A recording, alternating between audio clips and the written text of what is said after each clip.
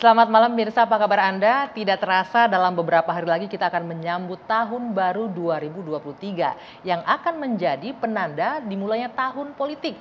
Pilpres dan juga Pileg 2024. Dan kita tahu dalam waktu terakhir ini sudah banyak beberapa nama yang bermunculan sebagai calon presiden. Sebut saja Prabowo Subianto yang akan dicalonkan kembali oleh Partai Gerindra.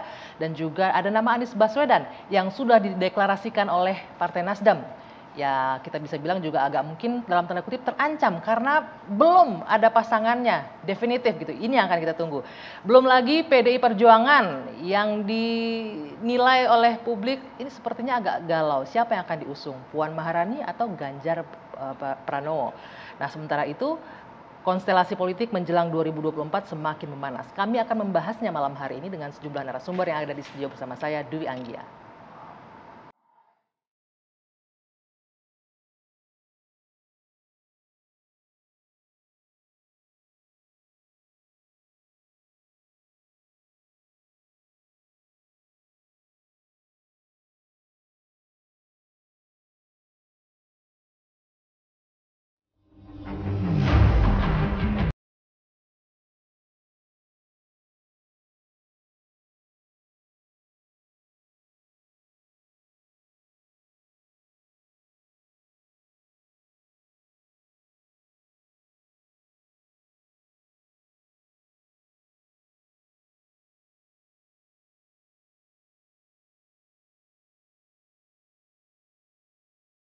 Lalu bagaimanakah kira-kira peta koalisi jelang Pilpres 2024? Saya akan membahas dengan sejumlah narasumber di malam hari ini bersama saya. Di ujung sana ada Mas Adi Praetno, pengamat politik. Selamat malam, Mas Adi.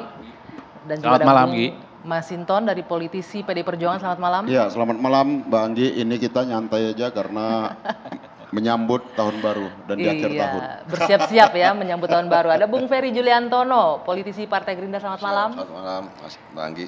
Ya, di ujung sana ada Bung Willy Aditya dari Partai Nasdem yang tadi belum ada definitif nih kapan deklarasi jelasnya bersama koalisinya. Selamat malam ya. Malam, Gi. Oke, saya akan langsung membahas, tapi sebelumnya saya ingin mengajak Bapak-Bapak untuk melihat dulu informasi yang berikut ini. Ini sempat disoroti publik beberapa waktu terakhir. Kegalauan dari Megawati. Nah ini Rakernas PDIP batal katanya. Megawati galau pilih Puan atau Ganjar? Saya ke Bung Masinton, silakan. Benar galau sampai Rakernas diundur atau memang bukan jadwalnya sekarang? Atau masih bingung? Pertama itu pastinya nggak galau. Nggak galau. Kenapa? Ya? Dari mana dasarnya galau gitu? Iya kan? Karena mekanisme keorganisasian kami, calon presiden dan calon wakil presiden itu diputuskan oleh Ibu Ketua Umum, Ibu Hajah Megawati Soekarno Putri. Jadi nggak ada kegalauan di situ. Kemudian Rakernas PDI Perjuangan itu memang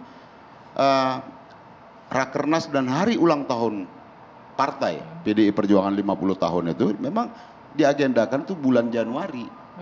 Bertepatan dengan 50 tahun. Jadi bukannya mundur atau batal ya? Bukan mundur atau batal. Ini medianya genit-genit nih Bang Sinton. Apalagi galau itu kalau sudah mendeklar kemudian belum memenuhi syarat elektoral, threshold itu gitu udah kan. Willy dong gitu, sudah deklarasi tapi nggak memenuhi syarat threshold. Iya saya tidak katakan itu mungkin bisa ke arah sana. Tapi kalau PDI Perjuangan kalau kita lihat dari berbagai survei PDI Perjuangan itu tanpa capres sebagai partai politik selalu ya alhamdulillah rakyat masih memberikan kepercayaannya kepada PDI Perjuangan dan itu berbagai lembaga survei menempatkan PDI Perjuangan di atas 20% dan insya Allah nanti bisa hat-trick 3 kali pemilu tuh berturut-turut. Bukan 3 periode ya? Bukan 3 periode, 3 periode kali menang. Saya langsung kaget nih, hat-trick 3 periode nih. Partai politiknya. Jangan-jangan nih kode gitu. Nih Mas Adi Praetno ya? Partai politiknya. Iya, biasanya suara yang dari hati itu yang selalu menjadi kebenaran. Iya. Bukan hat-trick 3 periode katanya. Partai politiknya 3 periode menang, calon presidennya juga 3 kali bisa menang, gitu ya. 2 periode Pak Jokowi dan nanti yang diusung dan diputuskan oleh partai Ibu Megawati, kita harapkan juga nanti akan kita menangkan. Ini saya menangkap confidence yang luar biasa dari PDI Perjuangan ya, tapi publik menanyakan juga nih Bang Sinton, partai pemenang pemilu tapi kok lama sekali untuk menentukan calonnya. Padahal tahu nih kader-kader PDIP kan lumayan banyak nih. Dan yang paling menonjol kan ada 2 nama, Ganjar Pranowo dan juga Puan Maharani. Itulah hebatnya PDI Perjuangan. Bukan karena pusing menentukan di antara 2 itu. Tidak ada pusing karena stok kader banyak. PDI Perjuangan, Ibu Megawati selalu berkhidmat sebelum mengambil satu keputusan. Dan satu-satunya ketua umum partai politik di Republik ini ya yang bisa menjaga jarak dari hiruk pikuk politik kekuasaan itu. Nah, Ibu Megawati mampu menjaga jarak dan melihat secara objektif dinamika politik hari ini. Sehingga ketika beliau nanti memutuskan, pastilah yang terbaik buat bangsa kita. Ya. Oke, Mas Adi Pray, kalau Anda melihatnya bagaimana nih kepedeannya PDI Perjuangan dan ketidakgalauannya ini untuk menentukan capresnya? Ya, saya kira memang semua partai politik sepanjang tahun 2022 dan bahkan sampai awal 2023 itu akan mengalami apa yang disebut dengan kegalauan akut ya. Kegalauan akut? Kegalauan akut. Kenapa saya sebut akut? Ini kan fase transisi dari kegalauan biasa menjadi kegalauan akut. Jadi biasanya habis kegalauan akut apa ujungnya? Satu, PDIP pun saya kira bukan di bulan Januari ataupun Februari memutuskan siapa yang akan kemudian diusung menjadi kandidat Capres 2024. Betul bahwa PDIP itu satu-satunya partai yang sudah punya boarding pass untuk bisa bertanding di 2024. Tapi kalau melihat suara PDIP antara suara elit dengan suara konstituennya itu kan berbeda. Elit-elit seperti Bang Masinton tentu lebih condong kepada Puan untuk bisa maju.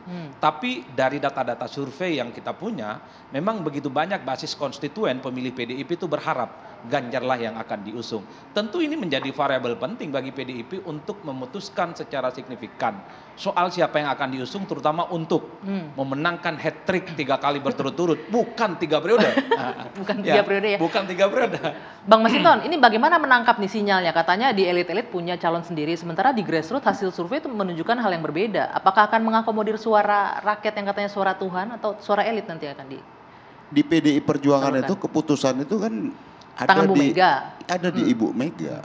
Maka kami semuanya nggak ada kerisauan maupun kegalauan dalam konteks itu. Karena kami sudah memandatkan kepada Ibu Megawati sebagai orang dekatnya Bu Mega nih nggak pernah ngobrol-ngobrol, Bu, nih suaranya rakyat nih begini nih Bu. Sementara di elit-elit seperti ini nggak pernah ngobrol gitu ya. Ada tanggapan nggak Bu Mega soal ini? Beliau itu tokoh senior. Ya kan, kita nggak mungkin ngajarin bebek berenang. beliau pasti jauh lebih memahami mana dan yang paling jauh tepat, lebih mengerti dan jauh lebih menghikmati apa yang diinginkan oleh rakyat. Walaupun hasil survei rakyat kata Mas Adi tadi banyaknya ke calon yang lain gitu ya. Ya, ada banyak variabel tentu dalam sebelum memutuskan satu keputusan. Ya, ada variabel survei, ada variabel tentang rekam jejak, leadership dan lain-lain.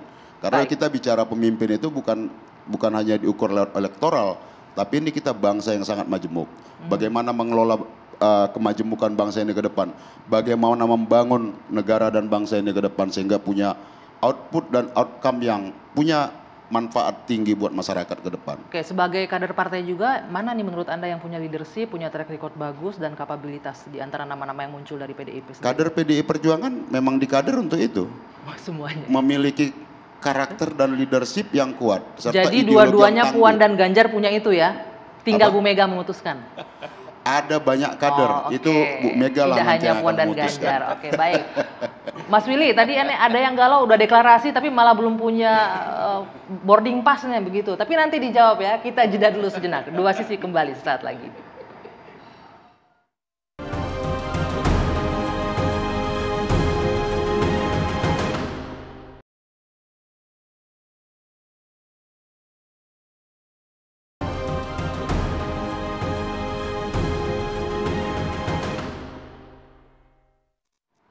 Ya, sekarang baru saya persilakan Mas Willy untuk merespon tadi. Kalau PDIP kata Bung Sinton tadi sangat confidence nih, kadernya semuanya bagus, leadershipnya bagus, track recordnya bagus. Sementara Nasdem yang udah deklarasi tapi ini malah belum punya boarding pass sampai akhir tahun loh, ini masih belum ada nih deklarasi definitif koalisi bersamanya, itu gimana? Ya, galau itu menunjukkan kita masih manusia. Maksudnya apa tuh menunjukkan manusia wajar lah ada kekurangan di sana sini gitu ya? Ya, itu suatu hal yang human dan kemudian apakah kemudian kita bisa keluar dari jebakan tersebut. Perubahan lahir dari kegalauan-kegalauan. Kebetulan Mas Anies galau melihat keadilan, galau melihat penegakan hukum, maka kemudian itu yang menjadi stepping stone untuk kemudian terjadinya perubahan. Jadi itu suatu hal yang sangat human being. Yang kedua, tentu ini bukan kawin paksa. Koalisi perubahan itu lahir datang dari sebuah kebutuhan bersama, common objektif, di mana Nasdem, Demokrat dan PKS benar-benar diikat oleh namanya Anies Baswedan. Kalau bahasanya Adi Praitno itu lem perekat dari koalisi perubahan itu ya Anies Baswedan. Nah, masalah timing tentu kita banyak pertimbangan. Itu ada mekanisme kepartaian, ada juga teman-teman mungkin kalau di PKS itu lihat hilal gitu, hilalnya sudah ada belum nih gitu ya. Nah, tentu itu suatu hal yang dinamis dan semoga dengan apa yang Anggia katakan ini ya tahun baru nanti ada kado baru untuk kemudian deklarasi bersama gitu ya. Tapi menunggu hilalnya PKS ini berdampak luar biasa loh dari awal Oktober sampai akhir tahun ini. Kalau kita lihat tadi survei ya, boleh ditampilkan ini hasil surveinya, bahkan ini berdampak kurang positif untuk Nasdemnya. Silakan kita lihat ini hasil survei, suara Nasdem menurun katanya. Efek deklarasi Anies tidak begitu bagus ya, pencapresan Anies belum dongkrak suara Nasdem. Jadi masukan agar kerja lebih keras nih Bang Willy dan rekan-rekan nih jadinya nih. Pemilihan Anies Baswedan condong dukung PKS, Nasdem semakin mantap berkoalisi. Pemilih Anies Baswedan nih udah mantap, tapi partainya belum mantap nih walaupun berkatnya udah ada, kata Mas Adi tadi. Ya, satu, Anggia, Nasdem itu di dalam survei-survei tidak pernah jos ya. Selalu saja Nasdem dikatakan tidak lolos parliamentary threshold dan lain sebagainya. Memang variabelnya nggak seperti itu. Jadi ada kekeliruan metodologi yang paling fundamental Anggia adalah ketika kita menimbang anting-anting dengan timbangan beras. Asosiasi atau party ID kita itu cuma 11%-an. Jadi, tapi kita sering sekali dijebak atau terjebak untuk kemudian mengukur elektoral partai dengan menggunakan survei-survei yang generik itu. Nasdem adalah partai yang menggunakan scientific approach. Ya. Satu-satunya partai yang mengalami kenaikan signifikan di dalam 2019 itu Partai Nasdem. Kami sadar betul ini Hajab Sirajab bin Mustajab kalau kata Om Inton itu kan menggunakan pendekatan yang seperti ini, maka kemudian pendekatannya yang harus dirubah, partainya yang harus sadar. Ini kan apa ya, sekali lagi itu kebenaran yang spekulatif. Itu cuma diajarkan di ilmu saya, filsafat. Ilmu pengetahuan itu, apalagi riset itu kebenarannya presisi. Nah, itu kebenaran yang spekulatif, beda tipis sama dukun itu ya. Jadi survei-survei ini beda-beda tipis ya, sama kalau dukun. Elektoral partai ya. Itu sudah berulang kali dikritik oleh teman-teman pakar. Jangan menggunakan timbangan beras untuk mengukur cincin atau anting-anting. Itu suatu hal yang tidak presisi dan spekulatif. Partai kita aja, partai ID-nya cuma 11%. Nah, Nasdem kan selalu disurvei 3, paling tinggi itu 4%, tapi lihat naikannya signifikan kan? Dibandingkan 2019 tadi kan naik nih, Nasdem katanya. Setelah deklarasi Anies hasilnya gimana? Naik atau turun? Propos untuk mendeklarasikan Anies itu bukan semata-mata untuk mendapatkan elektoral koktail gitu, koktail efek tidak. Tapi ini sebagai sebuah bentuk melanjutkan tradisi Nasdem mendeklarasikan kandidatnya sedari awal. Ingat 2017 di periode kedua Pak Jokowi itu Nasdem yang pertama mendeklarasikan. Ridwan Kamil dipromosikan lebih awal. Itu adalah sebuah kultur politik yang mengantitesa melodramatik yang mengadu-ngadu emosi publik. At the end atau di ujung ini kawin paksa atau tidak ya, ini Om Pimpa yuk taruhan ya, bahkan ditaruhin loh semua orang siapa yang menang siapa yang kalah gitu ya. Kita kan tidak ingin masuk dalam jebakan-jebakan Batman seperti ini. Nah, Nasdem hadir dengan memberikan sebuah pembelajaran politik biar publik mengerti jejak rekamnya, publik mengerti kedekatannya, ada spare waktu untuk kemudian bisa berbelanja masalah dengan publik, aspirasinya apa, masalahnya apa. Jadi ini semata-mata didedikasikan untuk memberikan pendidikan politik kepada publik. Mas Adi, tadi kalau dibilang ini kan perekat yang kuat nih Anies Baswedan, tapi faktanya belum rekat-rekat juga itu 3 partai itu ya. Kemudian kalau Anda melihatnya, tadi dibilang Bang Willy bahwa ya kita tidak berharap ekor jasnya lah dengan pendeklarasian Anies. Kalau Anda melihat ini berdampak plus atau minus terhadap Nasdemnya, deklarasi lebih awal untuk Anies ini? Ya, saya ingin komentar 2 hal ya. Pertama, harus diakui deklarasi Anies beberapa bulan yang lalu berdampak secara signifikan terkait dengan elektabilitas Anies. Karena Anies ini adalah terhadap cawan. Aniesnya? Iya. Berdampak secara signifikan bagi Nasdem juga. Karena Anies ini terasosiasi sebagai representasi dari kelompok-kelompok oposisi, kelompok-kelompok kritis yang mencoba untuk peruntungan di 2024 ganti rezim, mengalahkan dominasi PDIP dan seterusnya dan seterusnya. Dalam konteks itulah kemudian ketika Anies dideklarasikan oleh Nasdem, otomatis Nasdem menjadi signifikan. Ada poros perubahan politik yang kemudian menyambut Nasdem, kemudian PKS dan ada Partai Demokrat. Cuman memang belakangan tensi dan respect publik agak sedikit mengendor, Bang Willy. Satu argumennya. Kemana nih? Ke Nasdemnya atau ke Nasdemnya dan Oke. termasuk ke Anies. Karena poros perubahan yang dibayangkan oleh orang itu, Nasdem ataupun Anies bicara secara lantang. Kalau menang jadi presiden, menjadi juara di 2024, semua legacy yang sudah dilakukan oleh Jokowi itu ditolak, didinai. Kan misalnya poros perubahan itu mengandaikan IKN itu adalah proyek ugal-ugalan. Sesuatu hal yang kemudian tidak pernah muncul dari Anies ataupun dari teman-teman Nasdem. Misalnya poros perubahan itu bilang stop hutang.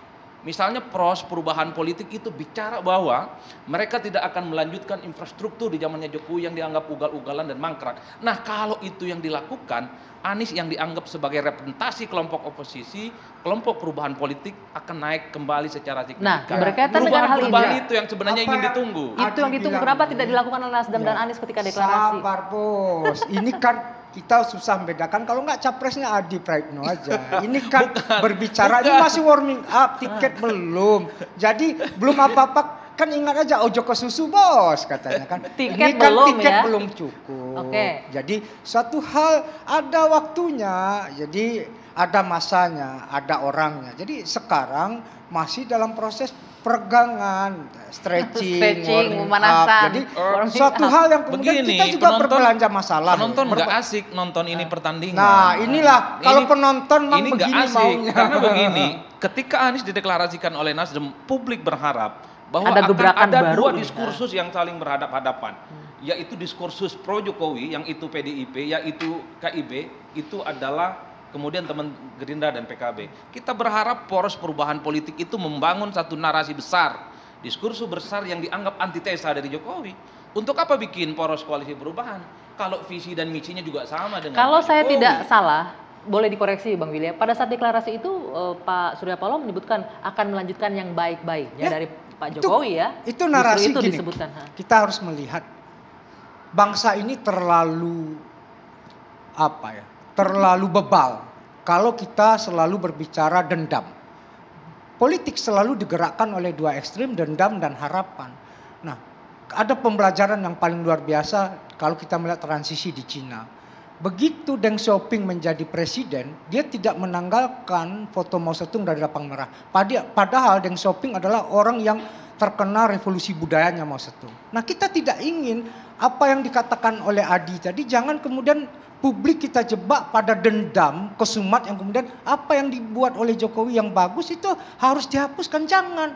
Inilah pembodohan yang sangat luar biasa. Sebentar, Dan kalau itu tadi- harus kita lanjutkan bahasanya change and continuity itu dalam konteks apa yang perlu dirubah. Nah, restorasi itu spiritnya adalah mana yang tidak pas akan kita rubah, tapi kalau sudah yang pas kita akan lanjutkan. Nah, inilah Mas Willy, pembelajaran sebentar. politik yang Konteksnya paling tadi kan penting, disebutkan ya. banyak yang menilai, misalnya nih contoh tadi IKN itu sebenarnya pemborosan, tidak perlu dilanjutkan begitu Karena kan? begini, Gi, kalau kita membaca basis konstituen PKS dan Demokrat, sejak awal mengkritik IKN itu proyek gagal kok. Infrastruktur Jokowi ugal-ugalan, banyak yang mangkrak.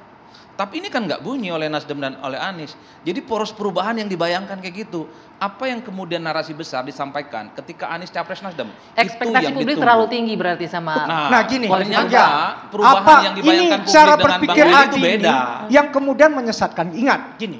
99 karena semua kita anti Soeharto, lalu kemudian apa yang bagus dari Pak Harto kita tinggalkan. Akhirnya kita terjebak dalam liberalisme akut. Kenapa? Berpikirnya empirik, dendam. Nasdem ingin mengangkat sebuah kultur, nggak boleh berpikir dendam, nggak boleh berpikir empirik, harus scientific approach.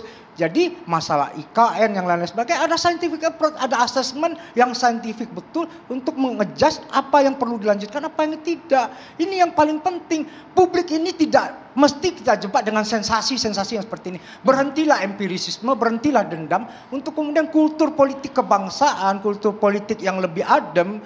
Jadi Nasdem itu kan panas-panas ngadem gitu ya. Jadi inilah yang suatu hal yang baru yang dibawa oleh Nasdem. Tidak kemudian dengan ekstremitas harus begini, harus begitu. Ini sebuah out of the box yang dilakukan oleh seorang Surya Paloh kepada kami.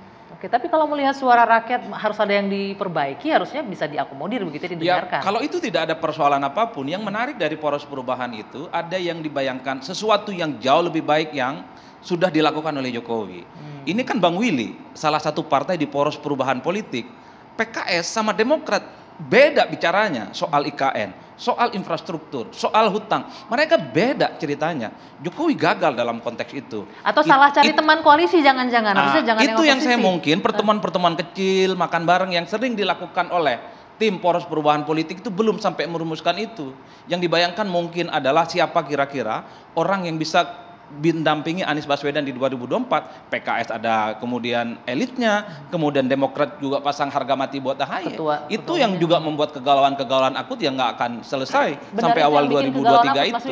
Ya tadi saya bilang kan galau itu manusiawi aja. Ya kalau nama Marapulai gagah itu, pengantin yang gagah tentu banyak orang yang kepengen. Siapa sih yang nggak kepengen sama Anies Baswedan ya? Jangan-jangan nanti Mbak Puan juga pengen gitu. Wah, benar kan Mbak Puan pengen sama Anies Baswedan nanti? Bang Sinta dijawab, kita jeda dulu sebentar. Dua sisi kembali saat lagi.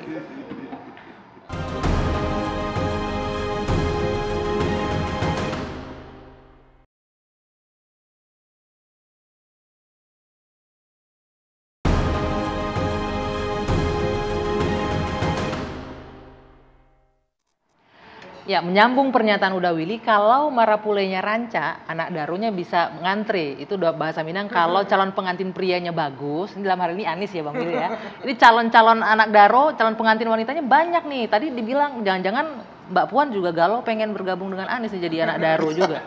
Jadi anak daro gitu, jadi pengantin wanitanya. Justru kita balik gitu loh. Jadi ini anak darahnya yang sangat manis, sangat cantik. Banyak yang cowok yang ingin banyak calon Marapulai yang menanti gitu ya. Tapi nggak ada. Kalau bicara kemungkinan dalam politik itu ada, bisa aja kan ya, seperti itu? Ya tapi kan ada, ya sama lah. Orang kalau mau cari cowok juga mana sih yang memenuhi kriteria kan gitu kan. Oh berarti sampai saat ini Anies belum memenuhi kriteria atau tidak memenuhi kriterianya Mbak Puan? Mungkin belum. Kalau Mas Adi lihatnya gimana? Memenuhi kriteria nggak jika berbicara nih katanya jangan-jangan galaunya Anies sama Puan ujung-ujungnya ya, gitu. Menyatukan Anies dan Mbak Puan dalam satu kolam koalisi itu ya sangat mustahil bagi saya. Hil yang mustahil gitu ya. Iya, hil yang mustahil lah. Baina sama walubang sumur lah kira-kira begitu. Jaraknya terlampau jauh. Pertama dari tapi kan selalu ada game yang tidak ada hal yang tidak mungkin dalam politik. Oh iya, kenapa itu tidak berlaku untuk pasangan ini? Kalau itu iya, tapi untuk koalisi Anies dan Puan itu bagi saya sangat mustahil. Dan saya tidak akan mengedit statement ini. Satu, secara politik memang semangat untuk memajukan Anies oleh Nasdem. Tujuannya adalah untuk melawan dominasi kekuasaan politik PDIP yang selama berapa kali memenangkan pertarungan. Itu tidak bisa dibantah menurut kita. Yang kedua, basis pemilih antara Puan dengan Anies dalam berbagai simulasi survei ini bukan mengangkat basis elektoral mereka, justru semakin menjauh. Mereka lari ke swing voter. Iman politik mereka jadi berdiam, tidak mau memilih Anies dan tidak mau memilih bagi Puan. Oh, jangan-jangan milih Prabowo nanti ini kalau begitu. Politik itu memang harus ramai dan harus gaduh. Enggak apa-apa Mbak Puan itu sama Anies saling berkompetisi. Apa yang biar Adi ramai. Bilang, perubahan itu tidak selalu destruktif. Perubahan itu bisa konstruktif. Ini kemalasan intelektual yang saya lihat dari Adi. Ya, ini pendekatan riset ini kalau intelektual Adi untuk mengeksersas ini. Sayang sekali intelektual kita terjebak dengan pesimisme dan narasi-narasi yang negatif ya. Oke. Kegaduhan itu bukan kegaduhan dalam tidak bisa ketemu, tapi kegaduhan di dalam gagasan. Ini suatu hal kegaduhan yang dia maksud adalah ekstremitas kelompok yang terpecah. Nah, cara berpikir kemalasan seperti ini sangat miskin sekali intelektualitasnya. Begini. Jadi ini bukan soal kemalasan ya. Adalah konstruksi. Jangan membebek kepada data yang ada. Oh ini nggak bisa ketemu. Bagi saya prinsipnya begini. Sebagai sebuah social engineering, political engineering, biar kemudian tidak terjebak dengan chess atau continuity, kita bisa melompati realitas itu kok. Oke. Bagi saya ini bukan destruktif atau kemalasan intelektual ya. Untuk apa Nasdem itu ngusung Anies kalau pada akhirnya ingin ikuti pilihan politik Jokowi seperti 2014 dan 2019. Ya sudah pilih aja yang dipilih Jokowi langsung Anies ya. Ingin menegaskan bahwa Nasdem itu ingin pisah jalan, beda pilihan politik, punya sikap politik yang berbeda dari PDIP dan Jokowi. Kan itu saja. Ini bukan soal kemalasan, apalagi mereduksi.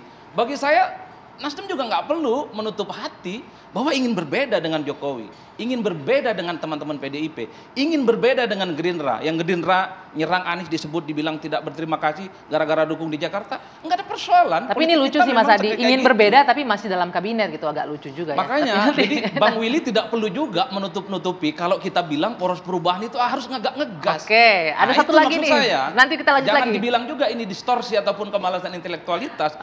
Politik itu soal kompetisi, ada persaingan.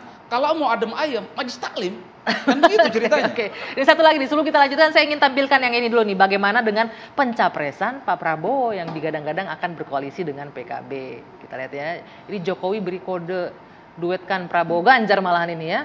Kemudian selanjutnya survei SMRC Prabowo menang jika Ganjar dan Anies Baswedan tidak maju capres tuh.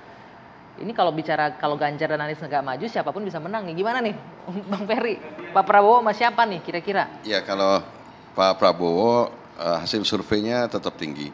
Artinya masyarakat terus memberikan kepercayaan ke Pak Prabowo sampai dengan hari ini luar biasa. Kemudian terhadap Partai Gerindra, hasil survei seluruh lembaga-lembaga survei selalu menempatkan Partai Gerindra juga di partai yang teratas gitu. Jadi tingkat kepercayaan masyarakat publik kepada partai dan kepada Pak Prabowo masih terjaga dan oleh karena itu sebenarnya kita tinggal di akhir tahun dan 2023 memodifikasi dan tinggal karena Pak Prabowo kan masih berkonsentrasi menjalankan tanggung jawab sebagai Menteri Pertahanan. Kemudian insya Allah nanti 2023 nanti sudah mulai membagi ruang waktu untuk bisa mulai ke publik gitu. Oke, dan ini kan santer nih nama Caimin terus digadang-gadang kan. Ya kalau kalau internal Partai Gerindra sudah resmi menetapkan Pak Prabowo Subianto sebagai calon presiden. Anak darahnya nih siapa nih anak darahnya? Koalisi partai salah satunya sekarang dengan Partai Kebangkitan Bangsa, tetapi kemudian kita kan masih membuka ruang masuknya partai tambahan untuk bisa berkoalisi. Kita tetap melanjutkan penjajakan ke partai-partai lain. Dan menurut saya sekarang tadi mencermati apa yang didiskusikan oleh Mas Willy dan Mas Adi tadi, sebenarnya Pak Prabowo Subianto sudah lebih dulu mencontohkan bahwa ketika Partai Gerindra, Pak Prabowo Subianto berada di luar pemerintahan, kemarin akhirnya mau kemudian masuk ke dalam pemerintahan adalah dalam rangka untuk satu, mengurangi tensi, polarisasi di bawah polarisasi yang berpotensi terhadap konflik di masyarakat. Walaupun akhirnya banyak yang kecewa dengan bergabungnya Pak Prabowo tetapi yang lebih dikedepankan oleh Pak Prabowo Subianto adalah bagaimana supaya bangsa ini tetap dalam satu kerangka untuk mewujudkan masyarakat kita yang lebih baik, bangsa yang lebih berwibawa. Jadi keputusan Pak Prabowo masuk dalam pemerintahan, ya sekarang sudah mulai meredakan hasilnya. Kemudian kita juga sekarang sudah ingin semuanya sama-sama menghilangkan atau mengedepankan kembali semangat kebersamaan. Jadi 2024 kita rasanya lebih optimis gitu. Dan pengalaman Partai Gerindra, Pak Prabowo Subianto kemarin di luar pemerintahan dan sekarang di dalam pemerintahan memberikan satu kedewasaan yang lebih tinggi lagi kepada kita untuk bisa tadi bagaimana perubahan bisa terjadi dengan tetap mengedepankan kebersamaan dan kemudian kita juga bisa tetap melanjutkan apa-apa yang baik dari pemerintahan Pak Jokowi ini. Oke, gitu. Mas Adi, dengan ini kita akan mundur sedikit nih, dengan bergabungnya Pak Prabowo ke dalam kabinet tadi katanya mengedepankan kebersamaan atau menimbulkan kekecewaan kalau menurut Anda pendukungnya Pak Prabowo? Ya kalau melihat konstelasinya memang kan bergemuruh ketika Gerindra ingin bergabung dengan koalisi, banyak partai politik yang sejak awal mendukung Jokowi nggak happy. Ini mana mungkin orang yang selama ini berkompetisi berhadap-hadapan langsung dengan Jokowi 2 kali menjadi bagian dari kolam koalisi. Secara psikologi politik nggak nyaman, tapi atas nama koalisi politik kebangsaan, gotong royong, everything can happen. Dalam konteks itu saya nggak ada persoalan. Cuman kalau bicara tentang koalisi yang dibangun oleh Gerindra dan PKB satu hal, ini adalah kegalauan akut juga. Kegalauan akutnya di mana? Pertama, satu sisi Prabowo ini sangat kelihatan membutuhkan basis konstituen yang selama ini menjadi kelemahannya. Basis Nahdliyin, kelompok NU dan Jawa Timur. Di situ jawabannya tentu ada PKB. Tapi pada saat yang bersamaan kita juga bisa melihat sangat kentara bahwa teman-teman Gerindra bahkan Prabowo Subianto itu terlihat tidak menginginkan Muhaimin Iskandar itu sebagai pasangan cawapres. Terlihatnya di mana kalau Anda sebagai pengamat politik Ya pertama, tidak segera buru-buru deklarasi. Prabowo juga membangun komunikasi dengan yang lain. Dan kita juga tahu pada saat yang bersamaan PKB itu memasang harga mati siapapun partai politik, siapapun orang yang mau maju pilpres berkoalisi dengan PKB wajib hukumnya menyertakan Muhaimin Iskandar sebagai cawapres. Kan rumit jadinya. Ini juga menjadi kegalauan-kegalauan ya. Jadi sederhananya, setahu saya sederhananya Gerindra ini hanya mau dengan PKB tapi tidak mau dengan Muhaimin sebagai cawapres. Mau partainya tapi nggak mau calonnya. Itu yang kita tangkap. Pertama gini Mas Adi, ini baru akhir Desember, baru mau masuk 2023. Belanda masih jauh Mas Adi. Jadi sebenarnya nggak usah. Tapi sebagai pengamat wajar dong Bang Ferry melihat ini kayaknya suka sama partainya tapi nggak suka sama calonnya. Partai-partai baru menjajaki koalisi ke pasangan, kemudian setelah itu pasangan capres dan cawapresnya. Jadi masih mungkin beberapa bulan ke depan gitu. Jadi menurut saya kita nggak usah terpengaruh dengan desakannya Mas Adi karena problematika yang Mas Adi. Mas Adi jangan desak-desak Pak Prabowo. Kalau Partai Gerindra ini hasil surveinya menempatkan Ketua Umum Partai Gerindra Pak Prabowo paling tinggi. Surveinya tinggi, jadi pasti Partai Gerindra akan mendukung Pak Prabowo Subianto untuk dicalonkan kembali. Partai Gerindra pun juga merasa bahwa ini adalah keuntungan yang baik bagi partai, dan bergabungnya dengan Partai Kebangkitan Bangsa tentu juga dengan segala macam variabelnya, dan kita menempatkan Pak Muhaimin Iskandar adalah sebagai salah satu calon orang tokoh yang akan kita pertimbangkan untuk jadi wakil presiden, dan Pak Muhaimin Iskandar adalah ya harus kita hormati beliau. Karena yang kita tangkap Bang, cuma ya, ketika Prabowo disanding-sandingkan dengan Ganjar Pranowo, wajah Muhaimin Iskandar rada nggak happy. Elit-elit PKB bereaksi, sangat mungkin ini bisa jalan gitu loh. Saya rasa itu yang kita tangkap, jangan-jangan emang udah yakin Pak Prabowo mau sama Pak Ganjar. Tahapnya tadi saya bilang tahap penjajakan untuk membangun koalisi. Dalam rangka tahap penjajakan tersebut, kita kan masih membuka ruang.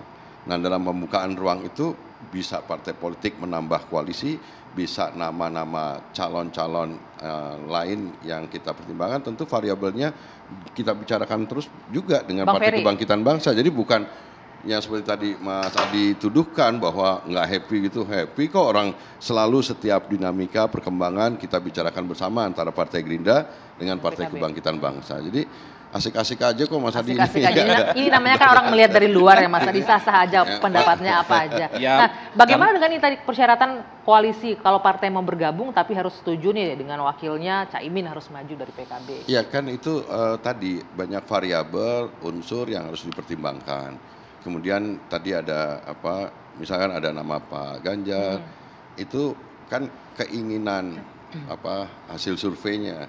Tetapi fatsunnya tentu kan, apalagi Pak Ganjar adalah kader PDIP, tentu misalkan Pak Prabowo mempertimbangkan juga itu dengan Bu Megawati Soekarno Putri, PDIP dan lain sebagainya. Kemudian yang kayak gitu-gitu. Jadi itu kan nggak kelihatan oleh pengamat. Jadi hal-hal yang ini saya nanya lagi ke Bang Masinton nih. Harus dipikirkan, dipertimbangkan gitu. Jadi kita pengen nambah koalisinya partai, tapi kita juga ingin mencari yang terbaik dari siapa yang saya nanya lagi ke Bang Masinton buat masyarakat nih. juga dan ini buat menarik nih pernyataan Bang Ferry tadi.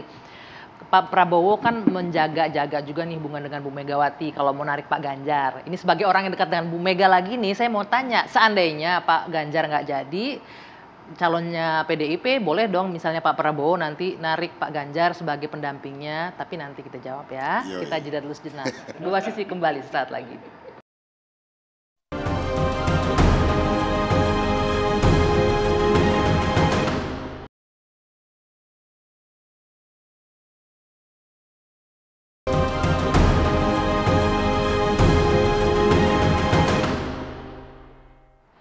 Ya, Bung Ferry tadi kan bilang, ini Pak Prabowo ini masih menimbang-nimbang lah, menenggang istilahnya perasaan Ibu Mega kan. Kalau tadi ada judul tadi Prabowo dan Ganjar gitu loh. Nah, seandainya nih Mas Ganjar yang nggak dicalonkan PDIP, boleh dong kalau misalnya dipinang oleh Gerindra.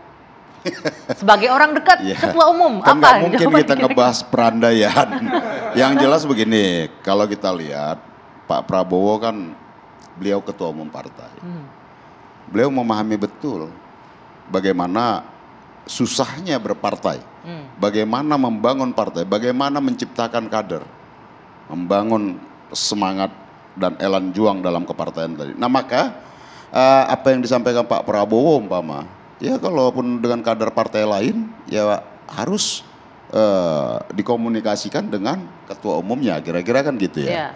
Nah itulah memang berpartai, karena memang tugas partai politik itu adalah salah satunya kaderisasi. Nah maka ketika dalam konteks pencalonan ini pun ya memang harusnya kedaulatannya ada partai, sehingga kemudian partai memajukan calon-calon atau kader-kader terbaiknya. Yeah. Seperti itu. Oke, Mas Adi, saya minta lagi nih, penting pendapat dari pengamat. Mungkin nggak tuh kalau Prabowo Ganjar gitu? Gimana potensinya? Ya sangat mungkin. Potensinya kita bicara potensi gimana? Kalau bicara potensi sangat mungkin. Cuman kan pertanyaannya adalah atas dasar apa portofolio politik yang kemudian untuk memungkinkan antara Prabowo Subianto dengan Ganjar. Pakai menggunakan dua variabel itu nggak make sense. Satu dari segi kepartaian tentu PDIP jauh lebih tinggi elektabilitasnya ketimbang Gerindra.